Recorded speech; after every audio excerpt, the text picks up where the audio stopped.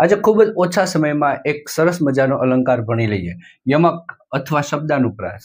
એમાં શું હોય છે? એકનો એક શબ્દ વારંવાર આવતો હોય છે, એને કહેવાય શબ્દાનુપ્રાસ. શબ્દ વારંવાર આવે એને શબ્દાનુપ્રાસ અથવા યમક. જો બે ઉદાહરણથી સરળ રીતે આપણે એની સમજૂતી મેળવીએ. જવાની તો જવાની છે, એકનો એક શબ્દ ફરી આવ્યો. અહીંયા બંને જગ્યાએ એનો અર્થ અલગ છે.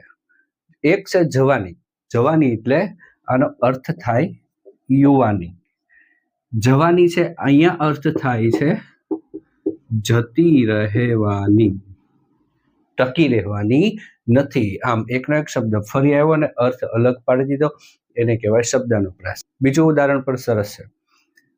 આ તપેલી, તપેલી છે તેમાં તું તપેલી ક્યાં આવી. આ તપેલી, તપેલી છે તેમાં તું તપેલી ક્યાં આવી. જો અને થોડુંક ડીપમાં વિચારવું પડે. એકનો એક શબ્દ તપેલી તપેલી તપેલી 3 વાર આવ્યો.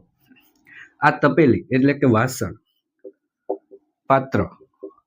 તપેલી છે એટલે કે ગરમ છે. કેવી છે? ગરમ. એમાં તું તપેલી, એમાં તું ગુસ્સાથી ક્યાં કેમ આવી.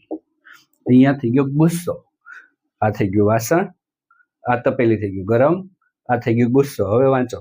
આ તપેલી તપેલી છે તેમાં તું તપેલી ક્યાં આવી. તું તપેલી ક્યાં આવી.